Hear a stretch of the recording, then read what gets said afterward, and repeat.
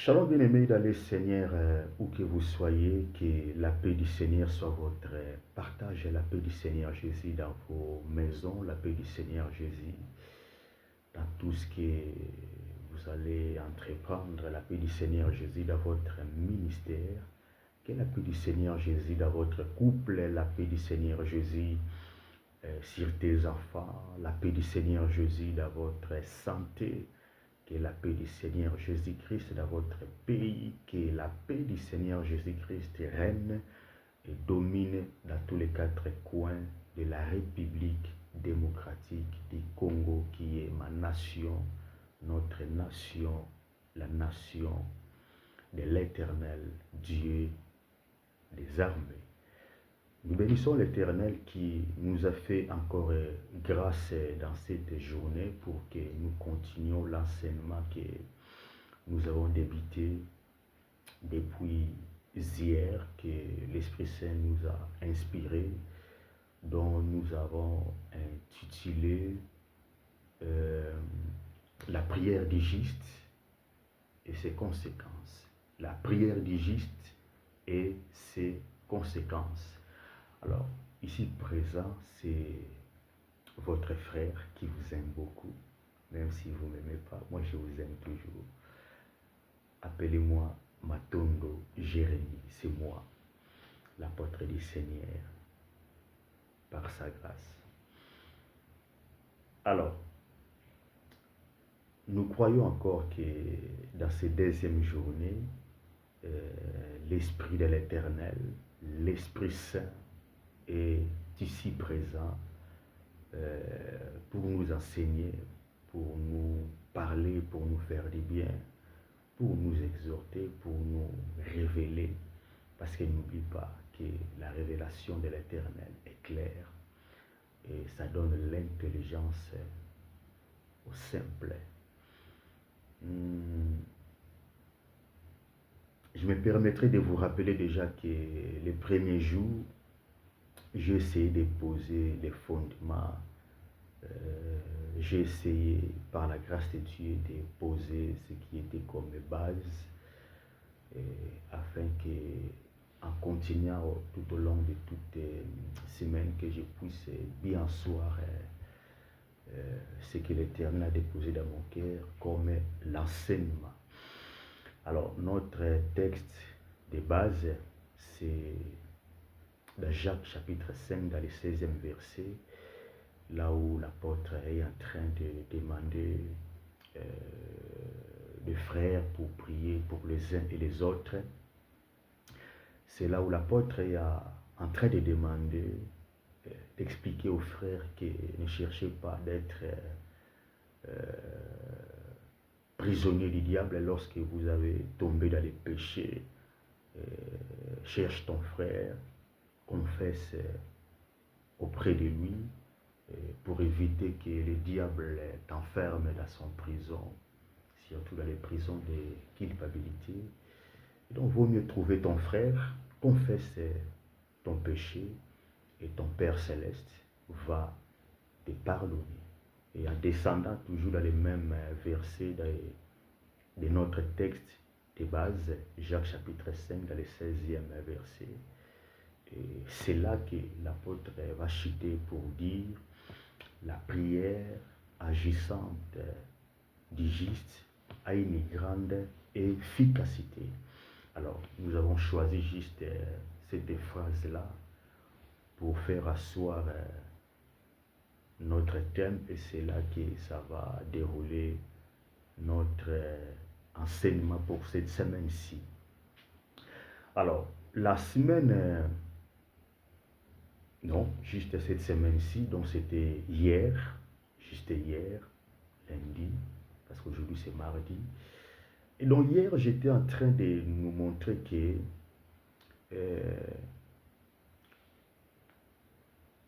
injuste, parce que comme je vous ai promis, je vais faire tout mon mieux pour rendre cet enseignement vraiment très simple. Alors, comme on parle de la prière du juste, je voulais nous montrer par la grâce de Dieu que lorsqu'on parle du juste, vous voyez, sans chercher à compliquer les choses sans chercher à trouver des mots gigantesques.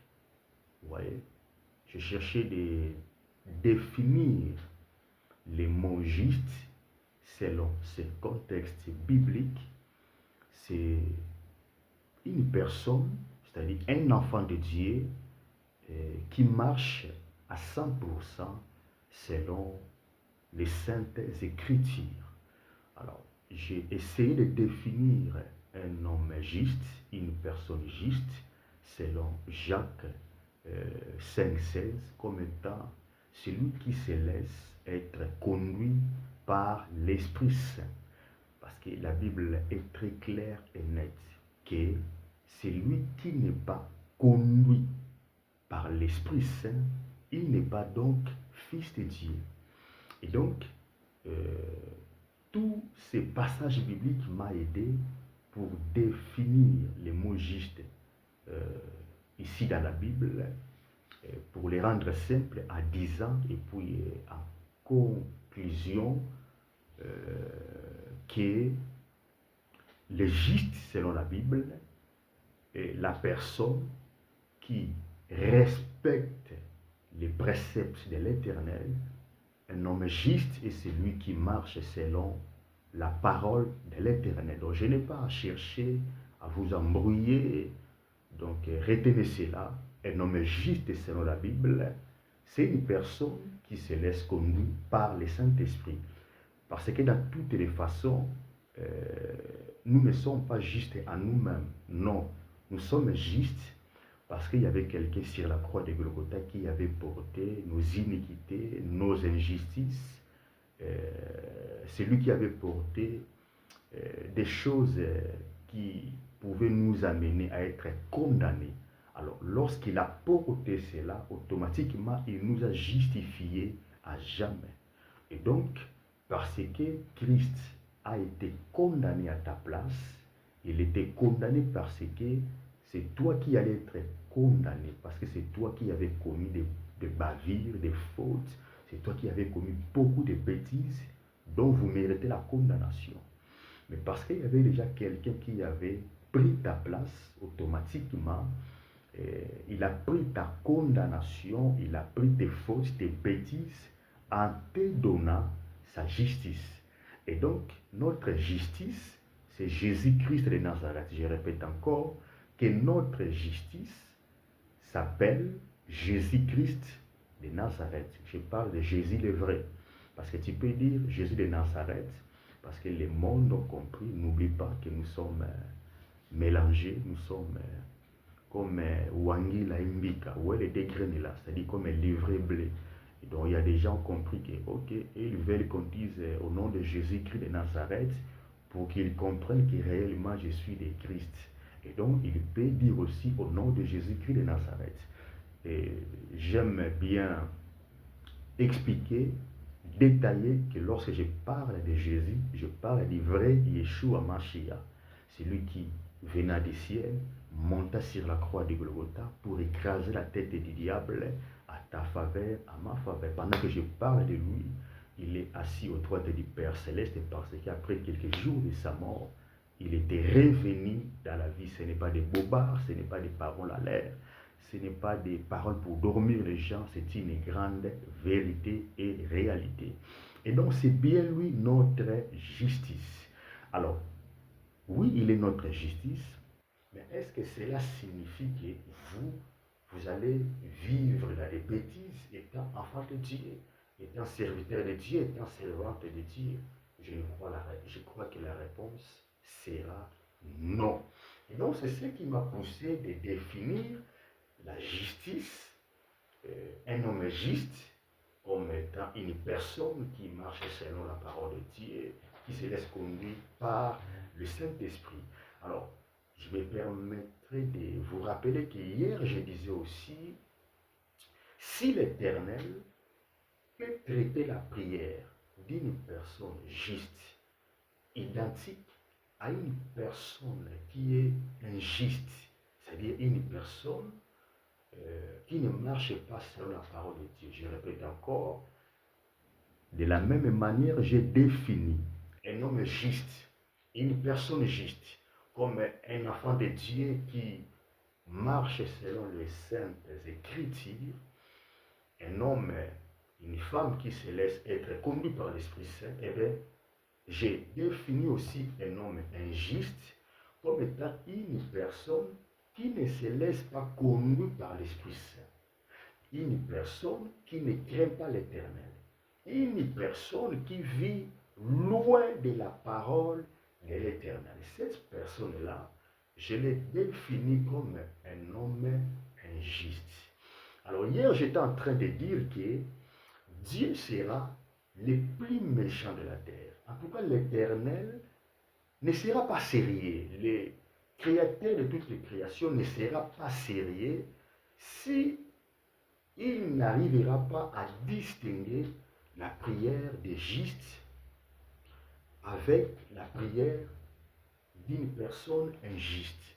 C'est-à-dire Dieu sera malhonnête si il va traiter pareil la prière d'un homme injuste et la prière de juste. C'est-à-dire, un homme juste prie l'Éternel. L'Éternel ne lui répond pas.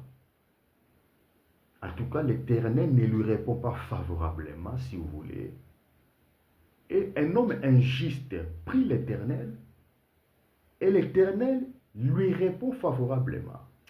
Vous voyez même vous-même, ça serait un peu contraste, vous voyez, un peu inexplicable. Un homme juste, comme je viens d'expliquer, un homme qui se laisse conduire par l'Esprit Saint, un homme qui craint Dieu, il demande à l'Éternel quelque chose. Dieu ne lui répond pas. Non, frère, je ne peux pas croire ça. Aussi longtemps, un homme qui est injuste, prie l'Éternel, demande à l'Éternel quelque chose, et l'Éternel lui donne. Ça serait un peu compliqué, nous bien le Seigneur. Et donc, je disais hier, je trouverais ça un peu malhonnête de la part de l'Éternel de faire ça. Je crois que l'Éternel, dans sa justice, il ne peut pas faire des choses pareilles. Alors, aujourd'hui, par la grâce de Dieu, parce que c'est deuxième jour aujourd'hui que je continue cet enseignement, je rappelle encore que je suis en train de nous enseigner par la grâce de Dieu par un sujet que j'ai trouvé important, la prière du juste et ses conséquences. Alors, retenez ceci. Les conséquences de la prière d'une personne juste, c'est l'exaucement venant de l'Éternel. Je répète encore. Les conséquences de la prière d'une personne juste, les conséquences de la prière de la personne qui craint Dieu, les conséquences de la prière de la personne qui se laisse être conduite par l'Esprit Saint, c'est l'exaucement, c'est-à-dire c'est le résultat. Et donc, lorsque cette personne qui marche selon Dieu a demandé quoi que ce soit à l'Éternel, il va palper cela. En palpant cela, c'est ça que j'appelle conséquence. Vous voyez, dans l'autre terme, la prière d'une femme juste, la prière d'un homme juste ne peut pas échouer, ne peut pas louper, ne peut pas manquer exaucement. Les conséquences de celui qui prie en craignant l'Éternel, ça sera l'exaucement. Alors, aujourd'hui, par la grâce de Dieu, je vais prendre avec nous, je vais lire Malachie, 3e comme chapitre, si vous voulez. Je commence au 13e verset pour citer dans le 18e verset. Avec nous, nous allons lire Malachie, 3e comme chapitre, et nous commençons dans le 13e verset pour citer dans le 18e verset. Je lis la parole au nom du Seigneur Jésus-Christ. Il est écrit concrètement ceci. Vos paroles sont rides contre moi, dit l'Éternel. Et vous dites, qu'avons-nous dit contre toi? Et l'Éternel a répondu, vous avez dit, c'est en vain que l'on sert Dieu. Qu'avons-nous gagné à observer ses préceptes et à marcher avec tristesse à cause de l'Éternel des armées? Maintenant, nous estimons errer les auteurs. Oui, les méchants prospèrent. Oui, ils tentent Dieu et ils échappent. Alors ceux qui craignent l'Éternel se parlèrent l'un à l'autre. L'Éternel fut attentif et il l'écouta. Et un livre de souvenirs fut écrit devant lui pour ceux qui craignent l'Éternel et qui honorent son nom. Ils seront à moi, dit l'Éternel des armées. Ils m'appartiendront au jour que je prépare. J'aurai compassion d'eux, comme un homme a compassion de son fils qui les sert. Le dernier verset, là où ça va nous intéresser. Et vous verrez de nouveau la différence entre les justes et les méchants, entre celui qui sert Dieu et celui qui ne le sert pas. Je vais répéter le 18e verset parce que c'est là que ça va nous intéresser.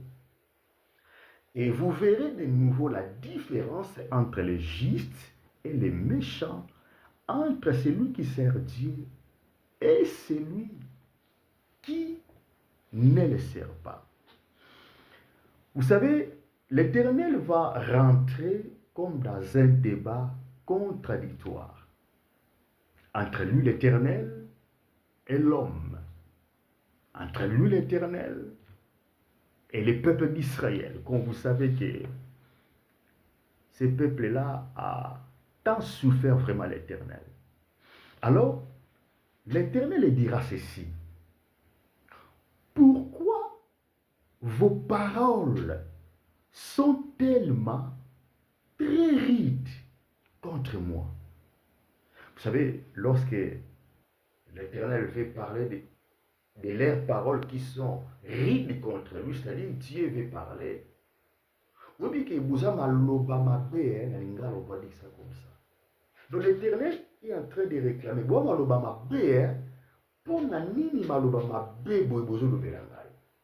Vos paroles sont tellement rides. Vos paroles sont tellement très très méchantes contre moi. Pourquoi des mauvaises paroles comme ça contre moi? L'Éternel est en train de répliquer l'homme. Et comme l'homme est toujours très bizarre, vous voyez, il y a des petits bien-aimés dans le Seigneur. Il peut être enfant de Dieu, mais c'est un voyou, vous voyez. C'est comme vous, hein, vous avez des enfants, mais au moins que l'Éternel vous fasse grâce. Vous avez des enfants, ça peut arriver que l'aide de votre enfant est un peu petit, voyou, vous voyez, quand bien même qu'il finira être serviteur de l'Éternel. Et donc, l'Éternel aussi a des enfants qui sont vraiment des voyous. Vous voyez, des enfants qui font souffrir les tests de l'Éternel.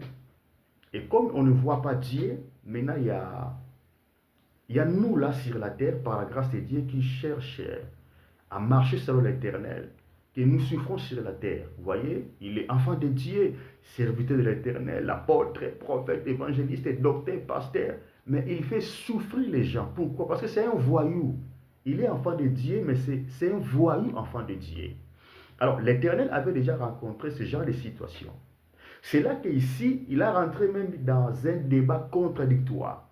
Imaginez-vous, l'homme a amené l'Éternel, c'est-à-dire son créateur, celui qui a tout créé. L'homme a mené Dieu jusqu'à ce niveau-ci, de rentrer dans les débats. C'est-à-dire, Dieu corrige l'homme, réprimande l'homme. Il dit, vos paroles sont tellement rides contre moi. Vos paroles sont tellement méchantes contre moi. Et l'homme va s'imposer, l'homme va répliquer à dire, quel est le mal que nous t'avons dit pour que tu dis que nos paroles sont tellement mauvais, rides, mal. Dans l'autre terme, je suis congolais, je prends ça, vous voyez, j'essaye d'exposer ça comme un Congolais, vous voyez. J'essaie de, comment dirais-je, de présenter ça comme lorsqu'un Congolais parle en fait. Et donc, l'homme va répliquer pour dire à l'Éternel, ma bénin to lobelio. Tu vois comme dit les Congolais. Et là, on est ma bénin lobelio. C'est-à-dire, tu es en train de lui reprocher que là, tu m'as mal parlé. Un Congolais te demandera, ni non ma be moni wana lobelio. Yebisanga kaso moni ma be, ni non na lobelio ma be wana. C'est ici en fait. C'est ce qui se passe ici en réalité. L'Éternel, c'est lui qui sonde les cœurs et les reins. C'est lui qui voit les pensées de l'homme. C'est lui qui est capable de lire le nombre de tes cheveux là, en détail. C'est lui qui est capable de lire les grains de sable dans la mer. Il a vu que les paroles de l'homme vers lui est méchant, contre lui est méchant. C'était tellement rude, cruel. Mais l'homme va répliquer pour dire, pourquoi tu me dis comme ça? Quel est le mal que nous t'avons dit pour nous traiter, pour dire que nos paroles sont tellement méchantes contre toi? Et c'est là que l'Éternel va répliquer à l'homme pour dire, ok, n'est-ce pas vous vous dites que ça ne sert à rien de respecter les préceptes de l'Éternel? N'est-ce pas vous dites que ça ne sert à rien de craindre l'Éternel, ça ne sert à rien de marcher selon sa parole, ça ne sert à rien de chercher à obéir à ces dieux-là? N'est-ce pas vous dites que quand nous regardons les méchants, nous voyons que d'ailleurs les méchants prospèrent mieux que nous là qui ont décidé de vivre selon sa parole, en respectant, en cherchant à honorer tous ses préceptes, toutes ses lois si vous voulez. N'est-ce pas? Ceux qui ne respectent pas ces lois, ils vivent mieux que nous. Vous voyez? Alors, l'Éternel est en train maintenant de révéler leurs pensées, ce qu'ils ont dit en réalité. Jusqu'à ce que,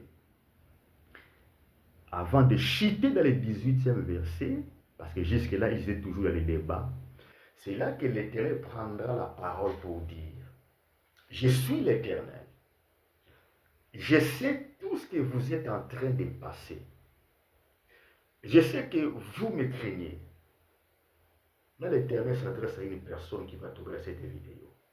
L'Éternel est en train de te dire, le véritable Dieu, le Dieu que tu as créé, le Dieu que tu as reçu, le Dieu que tu fais confiance, c'est lui qui a tout créé.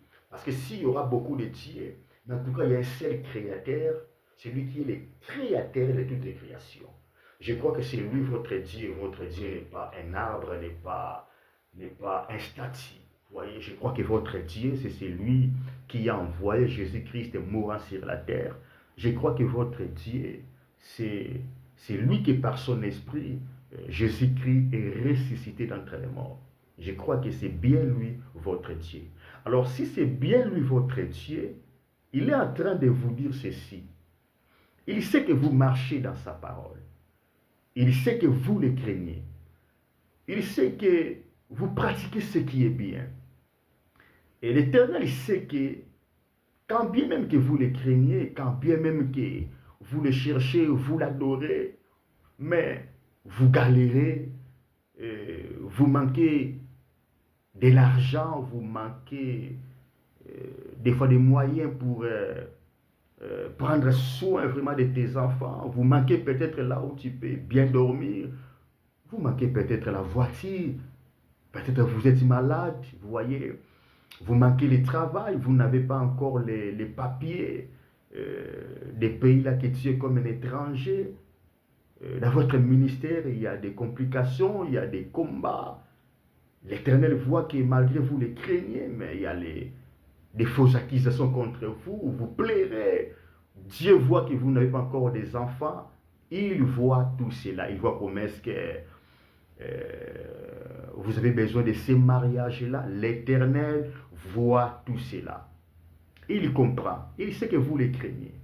Alors, c'est pour cela, il dit quelque part, toujours dans les Malachie 3, du 13e au 18e verset, il dira, je prépare quelque chose pour vous.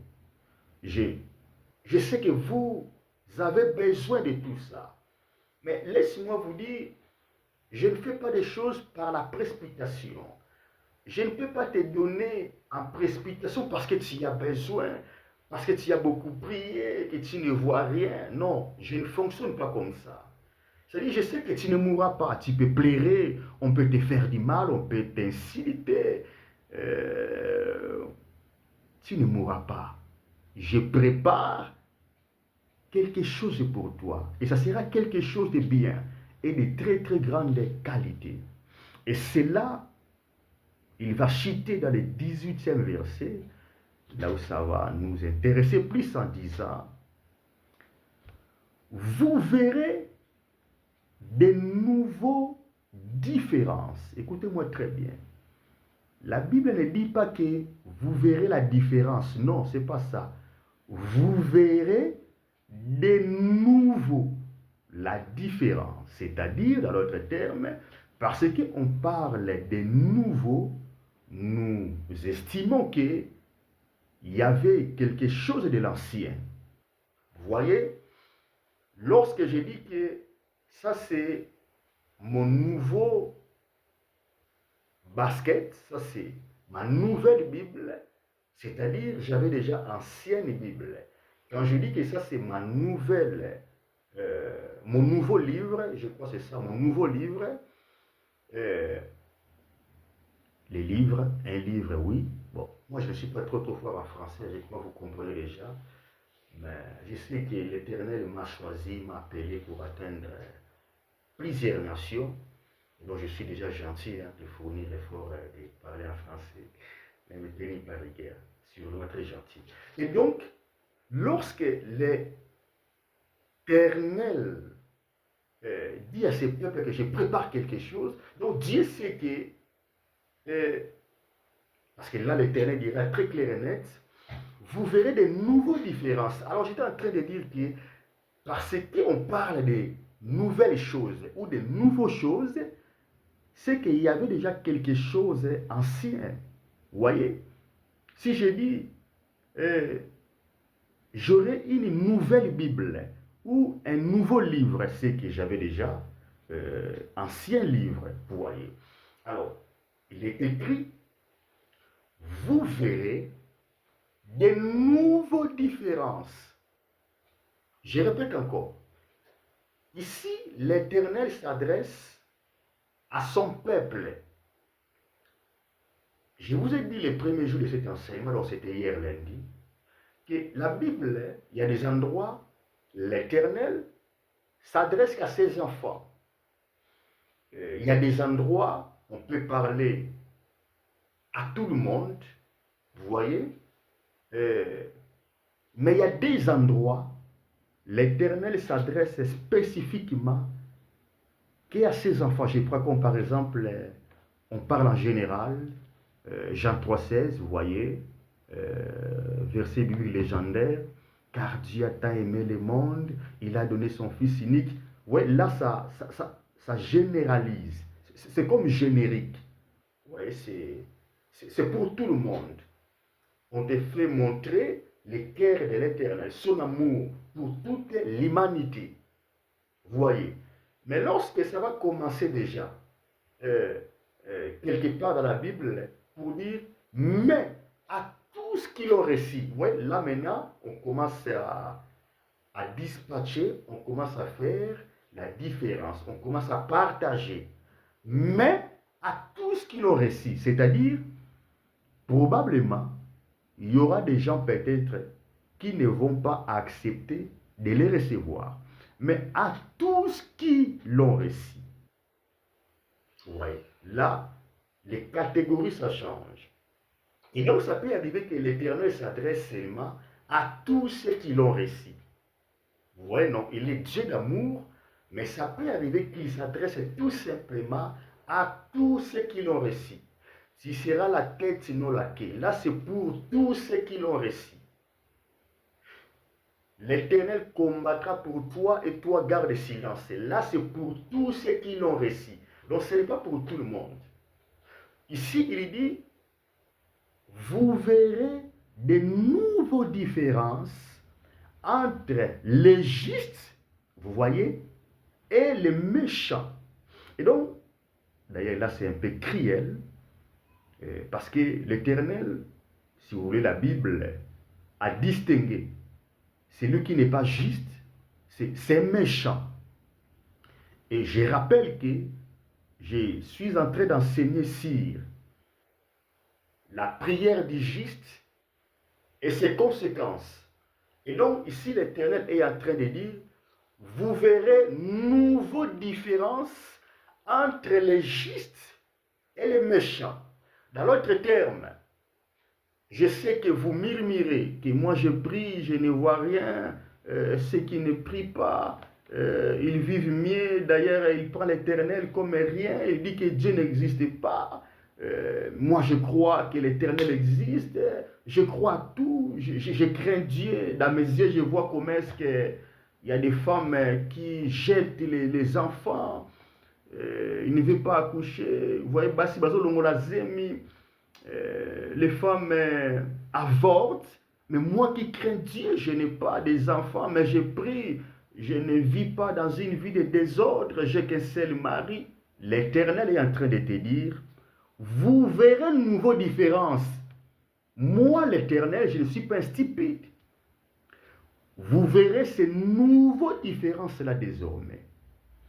Entre les justes, souvenez-vous, je vous ai dit, que j'ai défini l'homme juste dans ce contexte comme quelqu'un, comme un enfant de Dieu qui craint Dieu, qui respecte les préceptes de l'Éternel, qui se laisse conduire par le Saint-Esprit. C'est lui que j'ai défini comme une personne juste.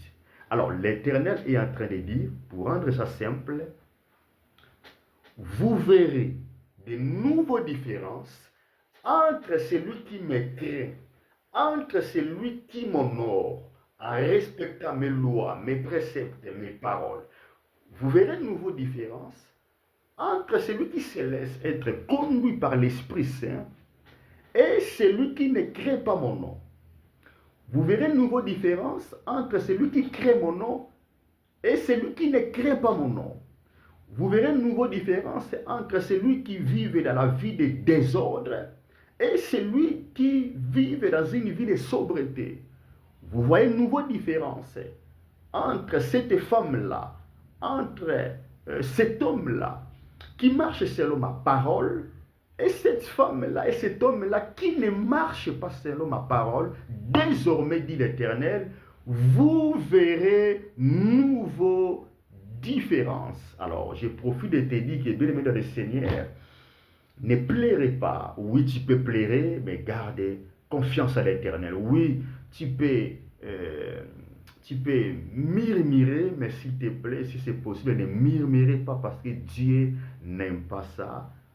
Souvenez-vous, il avait frappé Israël d'une maladie bizarre, donc des plaies dans le désert à cause de leur murmure. Même quand ils souffrent, même quand ils galèrent, bien aimé dans le Seigneur, même quand il n'y a pas l'issue de secours, même quand tu es dans le bout des tunnels, ne murmurez pas contre l'Éternel parce qu'il n'aime pas ça. Ouais, tu peux pleurer, mais en tout cas, ne murmurez pas. Et je suis venu te dire que désormais, je crois fermement que tu verras dans votre vie une nouvelle différence. Désormais, tu verras dans votre vie un après cette situation que vous avez déjà vécue dans votre vie parce que Dieu a décidé de montrer la différence dans votre vie. Je répète encore, désormais, il y aura l'après cette situation-là. Désormais, il y aura l'après les soucis là, il y aura l'après tristesse là, il y aura l'après stérilité là, il y aura l'après misère là. Pourquoi? Parce que l'Éternel veut vous honorer. De la même manière, vous avez honoré l'Éternel. L'Éternel a vu cela. Là où l'homme n'a pas vu, alors l'Éternel veut aussi vous honorer. Et donc, la prière du juste a une grande efficacité. La prière du juste laisse toujours des traces remarquables. Vous voyez, et parce que ici, si vous voulez, un peuple de Dieu s'est levé. Ils ont compris que non, là, ce n'est pas normal.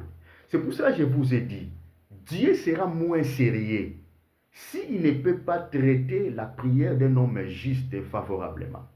Et donc, si vous comprenez, le peuple d'Israël s'est élevé. Il dit, mais non, ce n'est pas normal. Le Dieu que nous avons pris, c'est un Dieu juste. Comment il peut continuer à nous laisser comme ça? On dirait que c'est au Kara, on dirait que qu'est-ce qui se passe? Et l'Éternel a entendu. Vous voyez, on dirait que c'était bien que ce peuple-là puisse se murmurer un peu. Et je comprends pourquoi lui-même l'Éternel dirait à sa parole, venez, mettez-nous dans une table, asseyons-nous, réveillez ma mémoire. Et donc Dieu, quand bien même qu'il ne peut pas oublier, mais des fois il aime ça. Il dit dans sa parole, réveillez ma mémoire. Et donc, dans l'autre terme, ce peuple a compris cette parole-là. Ils ont essayé de pousser un peu l'Éternel. C'est comme si de rêver l'Éternel pour faire quelque chose. Vous voyez. Et l'Éternel avait compris. Il a fini de leur dire, écoutez, désormais, c'est-à-dire à partir de ce moment-là, parce que j'étais en train de préparer quelque chose de bien pour vous, vous avez voulu que je vous parle tout, comme vous faites entre vous des hommes. Non. Moi, je suis le Très-Haut, je suis l'Éternel. Je peux être en train de préparer quelque chose pour vous, mais je ne suis pas là pour parler. Je travaille en secret. Vous voyez? Mais je vais vous dire désormais, vous verrez une nouvelle différence. Pas parce que vous m'avez poussé, mais moi-même, j'avais déjà préparé ça. Vous verrez une nouvelle différence entre vous, le juste, entre vos prières, entre vos requêtes, et de celui-là que vous avez envié. C'est-à-dire les méchants là, que vous me dites qu'ils me manquent de respect, ils me déshonore, mais ils vivent mieux que vous. Désormais, vous verrez une nouvelle différence entre vous et tous ces méchants hommes-là. Et donc, bien aimé dans le Seigneur, j'aimerais te dire, si vous servez l'Éternel, continuez à lui servir avec fidélité, avec loyauté, parce que Dieu reste fidèle. Je répète encore, bien-aimé dans le Seigneur, Dieu existe. Et il est vraiment le rémunérateur de ceux qui le cherchent. L'Éternel ne peut pas vous oublier et l'Éternel ne peut pas vous abandonner. Restez fidèle à lui, restez focus à lui, que vos yeux demeurent braqués sur lui. Honore surtout sa parole, l'alliance que l'Éternel a traitée avec vous. Continuez à honorer cela, bien-aimé dans le Seigneur. L'Éternel, je dis bien l'Éternel, je ne parle pas de l'homme. Je parle de l'Éternel, c'est-à-dire celui qui a toujours existé avant que tout existe. L'Éternel finira de vous honorer. Vous savez, si vous ne pouvez pas lire la Bible, le pouvoir des hommes que l'Éternel a honorés, parce que ces hommes-là ont honoré aussi l'Éternel. Moi, des fois, je regarde des hommes comme l'apôtre Roland Dallot, je vais dire ça la vérité. Quand je regarde cet homme-là, quand je regarde son histoire, bien aimé dans le Seigneur, moi, ça me donne la foi. C'est-à-dire, ça me donne toujours envie de croire à l'Éternel, surtout de les craindre. Pourquoi? Parce que j'écoutais son histoire et je vois l'homme aujourd'hui, bien aimé dans le Seigneur, je me permettrai de répéter encore ce que j'ai parlé. Il y aura l'après cette situation que vous êtes en train de vivre, cette situation qui te fait pleurer là. Il y aura l'après cette situation-là. Pourquoi? Parce qu'il est le même hier, aujourd'hui, éternellement. Si l'Éternel a fait pour des hommes qui ont fait confiance en lui, même dans les moments les plus sombres de leur vie, ils n'ont pas abandonné. Frère, moi je crois que le même Dieu fera aussi quelque chose dans votre vie. Le même Dieu fera aussi quelque chose dans ma vie. Moi, je ne peux pas seulement parler de Joseph, fils de Jacob, vous voyez. Là, tout le monde connaît l'histoire. Mais il faut qu'aujourd'hui, vous regardez aussi la main de l'Éternel, là où a passé dans la vie de ses serviteurs, de ses servantes. Vous voyez. Je vais terminer pour aujourd'hui. Je crois que demain encore, nous allons continuer cet enseignement. Et donc, retenez que les conséquences de la prière d'un homme juste, comme je dis, un homme juste, c'est celui qui marche sur la parole de Dieu, qui craint l'Éternel. Conséquence de ces prières, c'est l'exaucement. Je répète encore. Conséquence de la prière d'un homme juste, conséquence de la prière de celui qui s'attache à l'Éternel, c'est l'exaucement. Pourquoi? Parce que c'est lui qui écoute la prière, il sait comment sonner les cœurs et les reins, il sait comment distinguer l'ivraie et le blé. Alors le Dieu là, bien-aimé dans le Seigneur, je peux te garantir, dans ce matin, il a vu tes larmes, il a entendu même tes murmures, et je vais te supplier vraiment de ne pas emboîter ce chemin-là qui pouvait t'amener loin de l'Éternel parce que tu veux faire les raccourcis, vous voyez, pour votre joie, pour votre succès, pour votre bonheur, pour votre ministère. Non, non, non, non, non. Je vais vous conseiller de ne pas emboîter cette route-là. Crois toujours à l'Éternel. Tu vas témoigner. C'est lui qui te parle. Moi, votre frère, je n'ai pas encore vu ce que j'attends de l'Éternel, mais par les yeux de la foi, je peux croire. Pas je peux croire, je crois que ma saison est tellement très très bonne. Vous voyez? Et donc, si vous avez déjà longtemps espéré à l'Éternel, si vous avez déjà longtemps mis votre foi à lui, ne faites pas l'erreur. Écoutez-moi très bien, parce que le diable est très très mauvais. Satan, le diable avec ses hommes, peut voir aussi que l'Éternel va te visiter. Alors, ils peuvent travailler pour, pour garder cela. Parce que le diable sait que l'Éternel veut bénir cette personne. Il faut que j'embrouille entre guillemets les plans de l'Éternel à sa vie. Alors, l'ennemi ne peut pas combattre l'Éternel directement. L'ennemi peut venir pour t'embrouiller, pour te proposer des raccourcis. Parce qu'il a vu ce que l'Éternel veut te donner.